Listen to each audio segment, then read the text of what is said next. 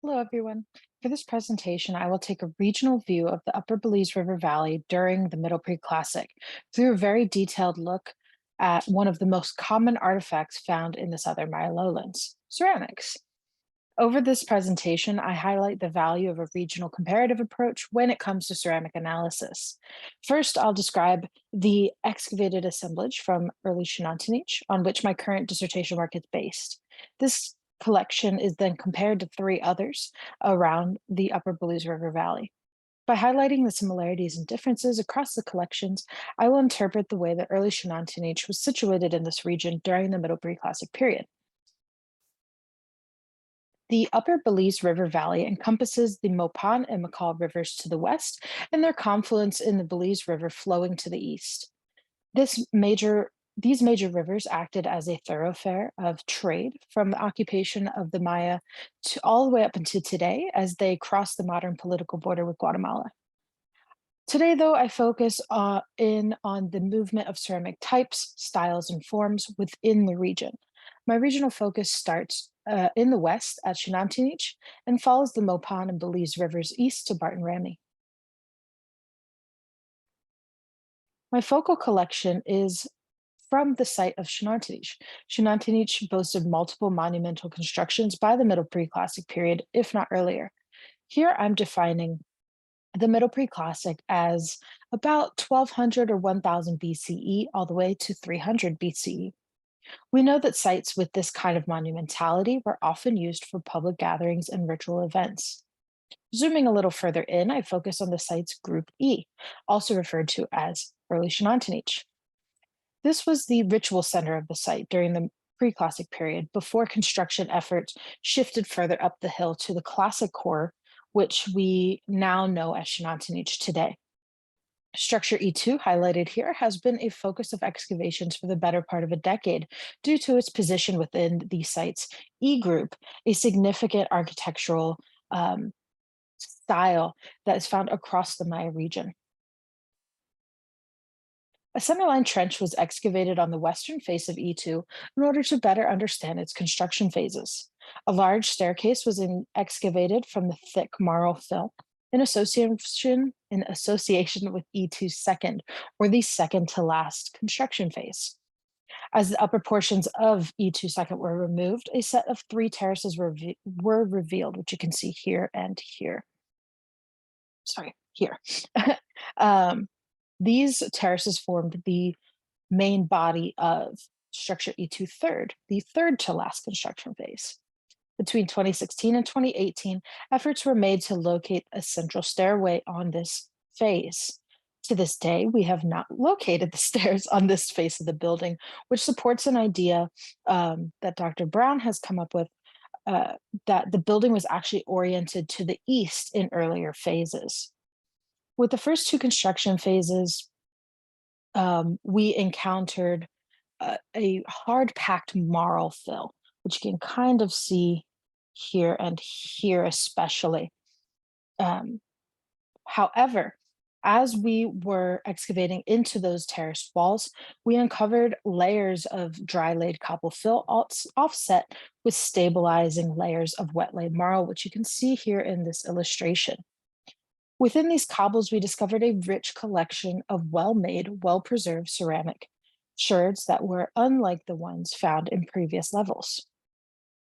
So to set the scene for the rest of the paper, I want to introduce kind of the basics of what I found within that fill. I'll then highlight the forms and styles I commonly found to show you representative examples in order to frame the assemblage against the rest of the region that I bring up later. The most common types in this assemblage were the unslipped Hakote orange brown, which is a utilitarian storage vessel, and the slipped Savannah orange and Reforma incised. These two types are within the Mars orange ware, which I'll talk about quite a lot.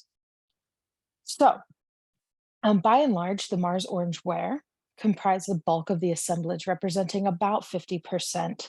This type was originally described by Gifford in the mid-70s and can be found across Western Belize. Some of the most common vessel shapes present in the collection are the flaring dish and what is known as a cuspidor, which is really a rounded flaring dish.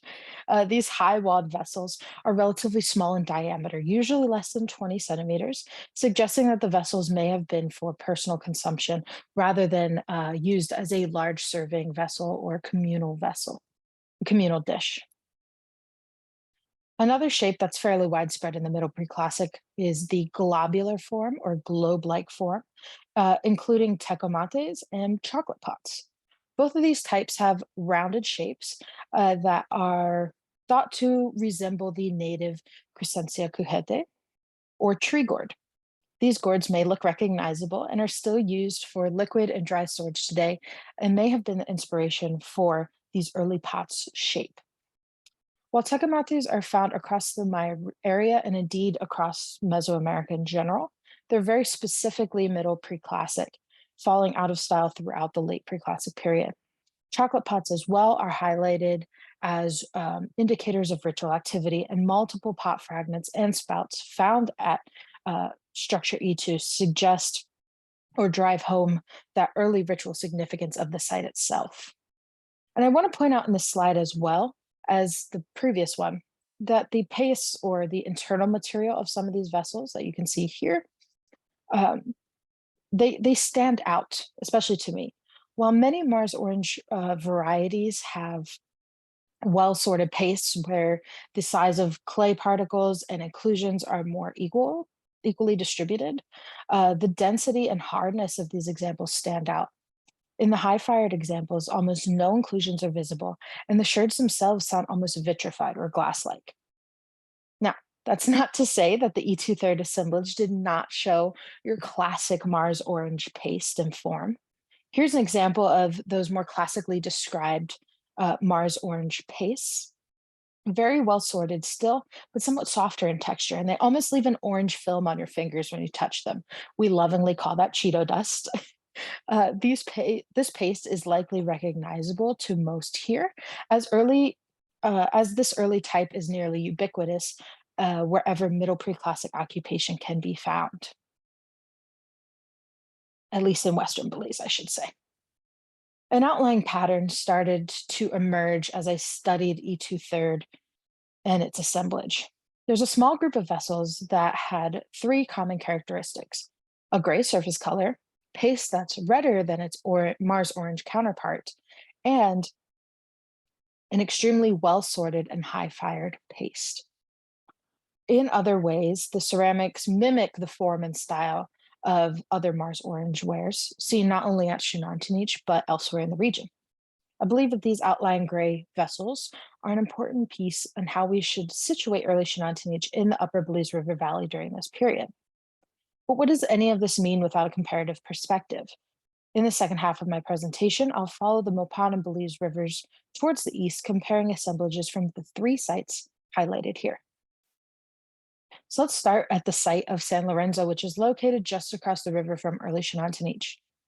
This site has a long history of occupation and ritual activity, with most of its visible structures dating to the Classic period. However, evidence of a Middle Preclassic Choltun, first excavated by Jason Whitaker in 2014, has revealed an early occupation of the hinterland site. The Choltun was quite literally chocked full of ceramic sherds, lithics, groundstone, as well as hute and apple snail shells. This assemblage is far less variable than that of early Xunantunich. It's comprised almost entirely of Mars orange and Hakote orange brown, but there are a few earlier examples, like this fragment of a Cuneial colander. For the most part, though, it sits squarely in that Middle Preclassic ceramic complex known as Jenny Creek, which was defined by Gifford in the mid-70s. While the paste differs from the assemblage at early Xunantunich, you can see that the forms and stylistic decorations at both sites are really similar, especially this flaring dish and this incised tecomate here. There are some exceptions, like this everted dish in the middle. This vessel and other examples from the Choltun all share lightning motifs incised on the inside of the vessel, which you can see here in this zigzag. This is a practice that likely tied to earlier uses of ceramic vessels as at community ritual events. And this vessel that you see here is actually quite a bit larger than those flaring dishes and cuspidors that I explained earlier. Going further east, we come to Cahal Pech, a powerful center during the Middle Preclassic period. Plaza B at Cahal Pech has some of the earliest evidence of ceramic chronology in the region.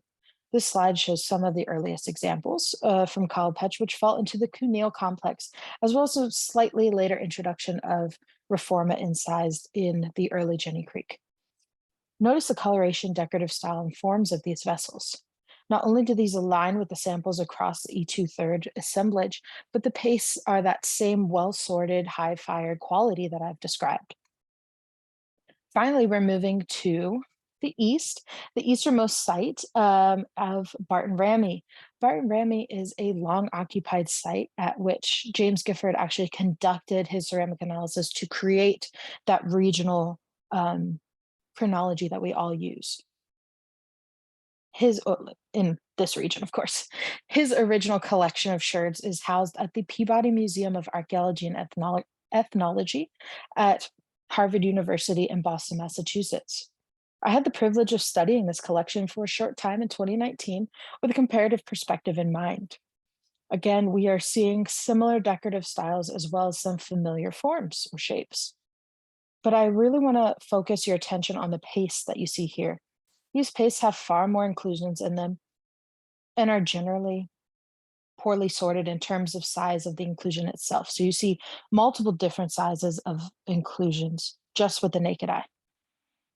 The consistency of these pastes, therefore, were less dense and well preserved than other samples I've shown you so far. Now, I'm not arguing that the assemblage of Barton Ramie had any less skilled potters at their disposal. I believe that the differences and the similarities that we've seen so far come down to three factors: raw material, firing technique, and potter style. All of these are playing out in the types, shapes, and decorations that we see across the valley. Thinking back to all those pictures I just showed you, it should be clear that the forms and decorative motifs or decorative styles remain more or less consistent across the valley. And there are obviously examples of particularly ornate outliers at each site, but the bulk of the assemblage of fineware vessels have similar shapes and similar motifs. The most obvious difference then comes from the raw material and its treatment during production. Differences in paste texture can be attributed to accessibility of raw material, but it is in the washing and preparation of the raw clay that the grain sizes become more uniform, the clay more workable, and the eventual paste more dense. Similarly, the firing regimen will drastically change the texture and hardness of the ceramic, as well as the coloration of the surface. So I argue that these were not just passive results of raw material and temperature and what was available, but rather direct results of potter's knowledge and intention for the vessel itself. These patterns we're seeing at Early Xunantunich are a result of different potters' choices at the site that don't occur elsewhere in the valley. This might infer, therefore, that different potters are supplying Early Xunantunich with vessels than the rest of the valley. One of the main reasons I argue for this unique set of potting traditions at or around Early Xunantunich comes in part from the large number of dark sherds found within the cobble fill. These hard-fired red paste sherds with dark surfaces have been classified as Savannah and Reforma because of their shapes and decorations are so similar to the regionally defined type.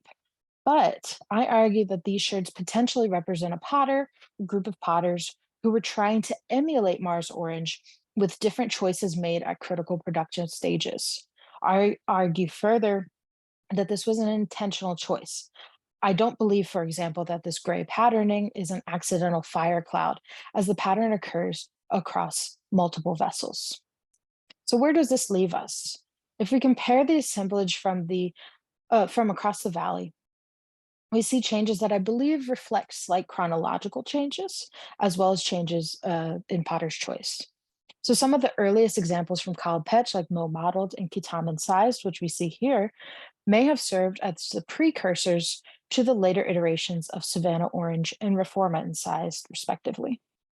Over time, the choices of potters across the valley became more widespread, and form, style, and composition tended to homogenize with the spread of types like Juventud Red and later even Sierra Red. I believe that this places the potters, wares, and activities at Early Xunantunich in a critical transitional period, chronologically between the types of ceramics that we're seeing, those early ceramics that we're seeing at Cahal Pech, and the later more widespread types that we see across the valley. Further chemical and mineralogical studies will confirm or reject this hypothesis, of course, but I think that the formal and typological patterns that I've shown here suggest some interesting relationships between major sites in the valley. And this is a pattern I hope to continue to tease apart in my dissertation work. So with that, I want to say thank you. Thank you to my collaborators and especially to um, the coordinators of this wonderful culture symposium.